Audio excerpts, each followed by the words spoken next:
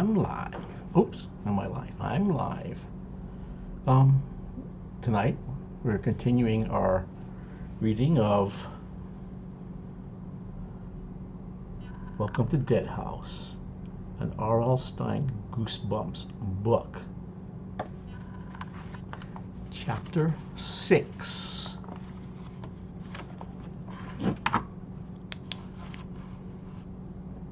That night, I was smiling to myself as I fluffed up my pillow and slid into bed. I was thinking about how terrified Josh had been that afternoon, how frightened he looked even after I came prancing down the stairs. Perfectly okay. How angry he was that I'd fooled him. Of course, Mom and Dad didn't think it was funny. They were both nervous and upset because a moving van had just arrived, an hour late.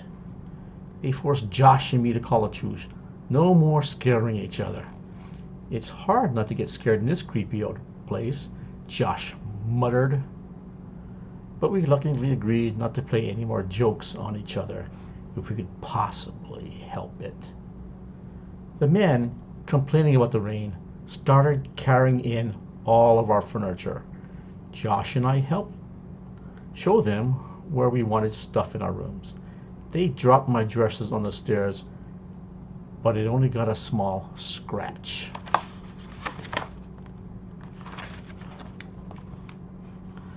The furniture looked strange and small in this big house. Josh and I tried to stay out of the way while Mom and Dad worked all day, arranging things, emptying cartons, putting clothes away. Mom even managed to get the curtains hung into my room. What a day! Now, a little after 10 o'clock, trying to get to sleep for the first time in my new room, I turned onto my side, then onto my back. Even though this was my old bed, I couldn't get comfortable. Everything seemed so different, so wrong. The bed didn't face the same direction as in my old bedroom. The walls were bare. I hadn't had time to hang any of my posters. The room seemed so large and empty.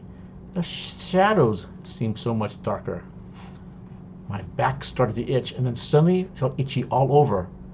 The bed is filled with bugs, I thought, sitting up. But of course, that was ridiculous. It was my same old bed with clean sheets. I forced myself to settle back down and close my eyes. Sometimes, when I can't get to sleep, I count silently by twos, picturing each number in my mind as I think it. It usually helps to clear my mind so that I can drift off to sleep. I tried it now, burying my face in the pillow, picturing the numbers rolling past. 4, 6, 8. I yawned loudly, still wide awake at 2:20. I'm going to be awake forever, I thought. I'm never going to be able to sleep in this new room. But then I must have drifted off without realizing it.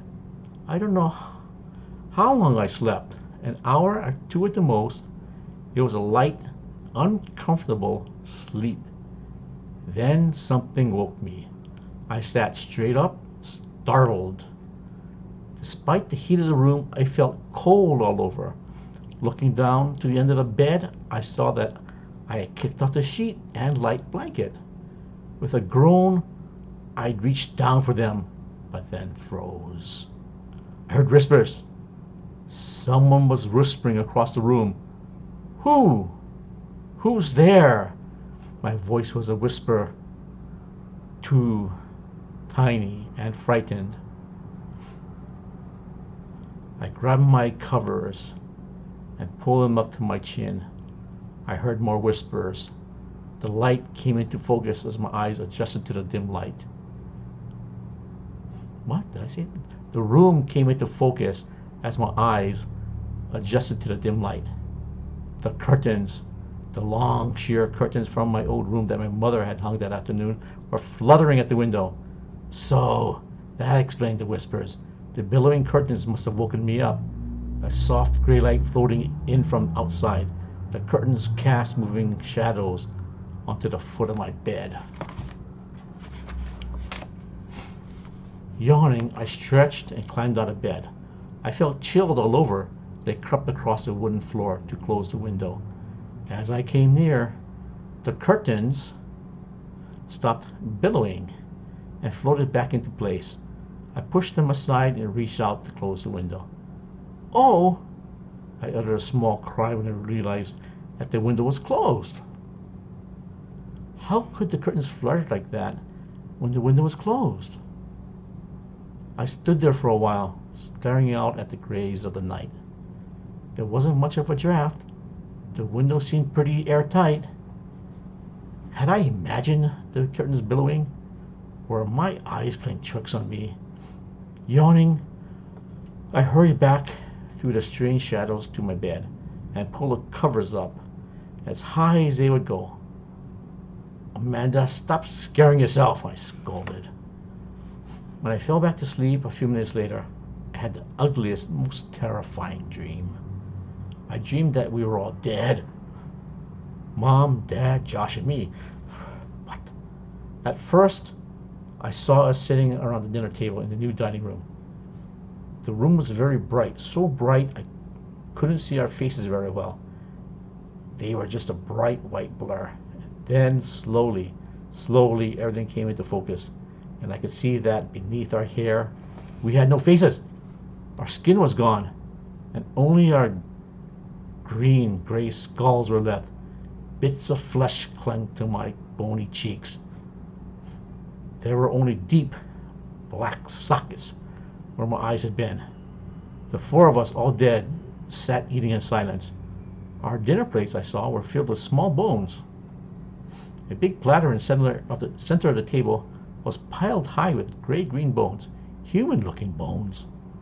And then in this dream, our disgusting meal was interrupted by a loud knocking on the door, an insistent pounding that grew louder and louder.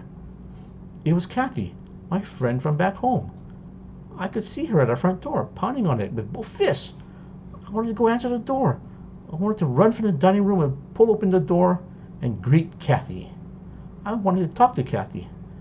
I wanted to tell her what had happened to me, to explain that I was dead and that my face had fallen away. I wanted to see Kathy so badly. I couldn't get up from the table.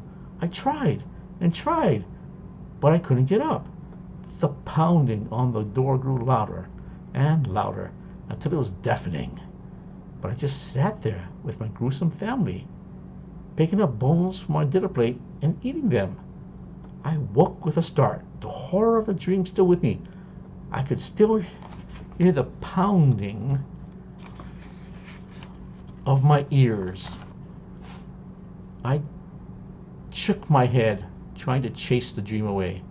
It was morning. I could tell from the blue of the sky outside the window. Oh no, the curtains. They were billowing again, flapping noisily as they blew into the room. I sat up and stared. The window was still closed. End of chapter 6. End of chapter 6.